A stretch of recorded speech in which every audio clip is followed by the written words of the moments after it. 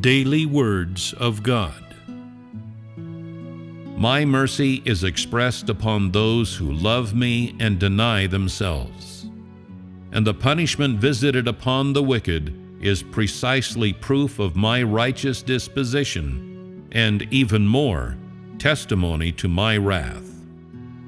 When disaster comes, famine and plague will befall all those who oppose me, and they will weep. Those who have committed all manner of wickedness, but who have followed me for many years, will not escape indictment. They too, falling into disaster, the like of which has seldom been seen throughout the ages, will come to live in a constant state of panic and fear. And those of my followers who have shown loyalty to me alone shall rejoice and applaud my might. They will experience ineffable contentment and live in a joy that I have never before bestowed upon mankind.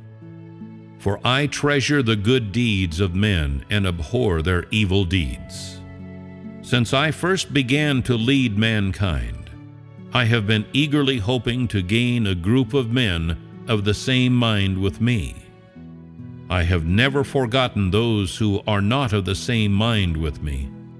I have held them with loathing in my heart, awaiting only the opportunity to visit my retribution on them, which will give me relish to see. My day has finally come today, and I need no longer wait. My final work is not only for the sake of punishing man, but also for the sake of arranging the destination of man. Even more, it is for the sake of receiving acknowledgment from all for everything that I have done. I want each and every man to see that all I have done is right, and that all I have done is an expression of my disposition. It is not man's doing, least of all nature, that brought forth mankind. On the contrary, it is I who nourish every living being in creation. Without my existence, mankind will only perish and undergo the scourge of calamities. No human being will ever again see the beauteous sun and moon or the green world.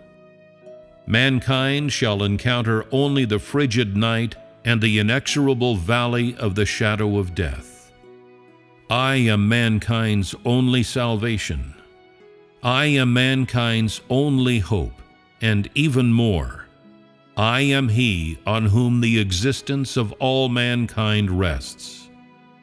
Without me, mankind will immediately come to a complete standstill. Without me, mankind will suffer catastrophe and be trodden down by all manner of ghosts, even though no one takes heed of me. I have done work that can be done by no other.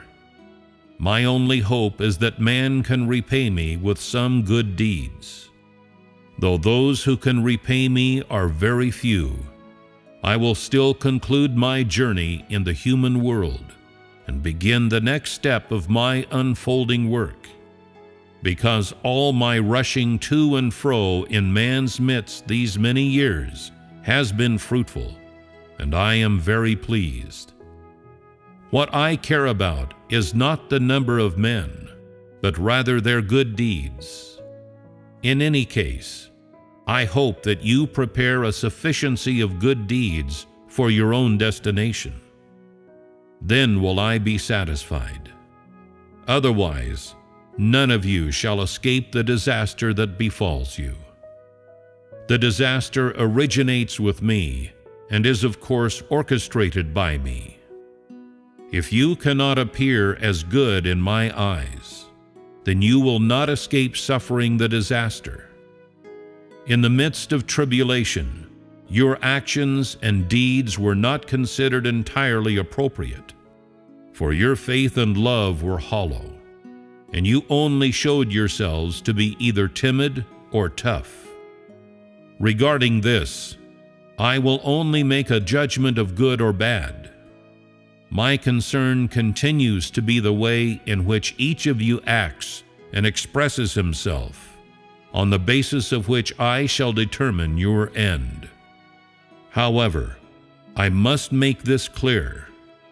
I will give no more mercy to those who gave me no jot of loyalty in times of tribulation, for my mercy only extends so far. Furthermore, I have no liking for anyone who has once betrayed me. Much less do I like to associate with those who sell out the interests of their friends. This is my disposition, regardless of who the person may be. I must tell you this: anyone who breaks my heart shall not receive clemency from me a second time, and anyone who has been faithful to me shall forever remain in my heart.